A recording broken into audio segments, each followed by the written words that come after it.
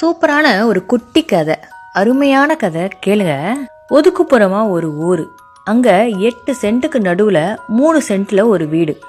வீட்டை சுத்தி தோப்பு, தொடர்ச்சியான பருவமழையும் குளிர்ச்சியான கிளைமேட்டும் சேர்ந்து மரப்பட்டையில் பச்சை பசையா படிந்த மரங்கள். பார்க்குற எல்லா பக்கமும் பச்சை பசேல்னு ஒரே குளிர்ச்சியா தான் இருக்கும். இந்த வீட்டுக்கு பக்கத்து வீடு எங்க வீடு. பக்கத்து வீடுன்னு சொல்லக்கூடாது, சரியாக சொல்லணும்னா அடுத்த வீடு. அந்த வீட்டில் ஒரு வயதான தம்பதிகள் இருக்காங்க. அவங்கள தேடி யாரும் வந்த மாதிரி இல்லை. பசங்க எல்லாம் வெளிநாட்டில் இருப்பாங்க போல. நாங்கள் புதுசாக கல்யாணமான இளம் ஜோடி, இனிமே தான் குழந்தை. வார நாட்களில் எங்கள் 2 பேருக்குமே வேலை போயிட்டு வரவே சரியாக இருக்கும். எப்படியோ எங்களுக்குள்ள பழக்கம் ஆகி ஒவ்வொரு சண்டே ஈவினிங்கும் அவங்க நந்தவனத்தில் தான் எங்களுக்கு காஃபி குடித்து விட்டு 1 மணி நேரம் சபாஷாக பேசிவிட்டு நல்லா ரிலாக்ஸ் ஆகிடும் எங்களுக்கு. அந்த சில்லென்ற குளிரில் அவசரம் இல்லாமல் காஃபியை குடித்துவிட்டு அவர்களுடன் பேசி கொண்டிருப்பதில் ஒரு தனி சுகம். ஒவ்வொரு ஞாயிற்றுக்கிழமையும் அவங்க வீட்டுக்கு போகும் பொழுது காஃபி டப்பா மூடிய திறக்க முடியாமல் அந்த பாட்டி தாத்தா கிட்ட கொடுத்து திறக்க சொல்லுவாங்க. தாத்தாவும் மீசையை ஸ்டைலாக முறுக்கி விட்டுக்கிட்டு ஒரு வெற்றி செறிப்புடன் திறந்து கொடுப்பார். பாட்டி ஒரு நம்மட்டு செறிப்புடன் அடுப்பங்கரைக்கு போயிடுவாங்க. இதை 2-3 வாரமாக நாங்கள் பார்த்துக்கிட்டு இருந்தோம். போன வாரம் போயிருந்தப்ப பாட்டிக்கு மூடியை ஈஸியாக திறக்கிற மாதிரி ஒரு டிவைஸை வாங்கி கொடுத்தோம். இந்த வாரமும் வழக்கம் போல எங்கள் ஞாயிறு மாலை விசிட்.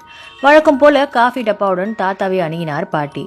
தாத்தாவும் இருமாப்புடன் திறந்து கொடுக்க பாட்டி உள்ளே சென்றார். பாட்டி உள்ளே செல்ல என் மனைவியும் பின் சென்று, பாட்டி ஏன் அந்த டிவைஸ் யூஸ் பண்ணி நீங்கள் டப்பாவை திறக்கலையா, மறந்துட்டீங்களான்னு கேட்க பாட்டி சிரித்து கொண்டே கூறியதுதான் இந்த கதையின் ஹைலைட்டு.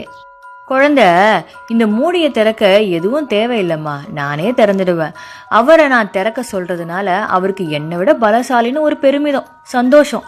இந்த வீட்டு ஆம்பளைங்கன்னு ஒரு கெத்து அவருக்கு. இன்னும் நம்ம இந்த வீட்டுக்கு உபயோகமா இருக்கோன்னு அவருக்கு ஒரு மகிழ்ச்சி. நான் இன்னும் அவரை சார்ந்து இருக்கேன்னு அவருக்கு ஒரு ஆளுமை.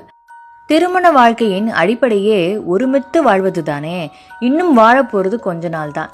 யாரும் யாருக்கும் பயம் இல்லாமல் இருக்கோம் என்ற நினைப்பு இல்லாமல் ஒருமித்த சந்தோஷமா வாழணும். அதுக்குத்தான் இந்த நாடகம்னு சொன்னாங்க.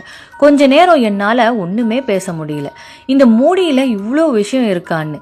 வயசானவங்களை அண்டர் எஸ்டிமேட் பண்ணக்கூடாது. அவங்க செயல்களிலையும் அர்த்தம் இருக்கும்.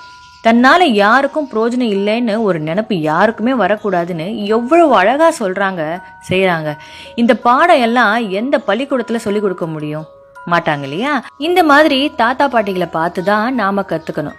அதுக்கு அவங்க நம்மளோட இருக்கணும். உண்மைதானே? உங்களுக்கு இந்த கதை பிடிச்சிருந்துச்சா?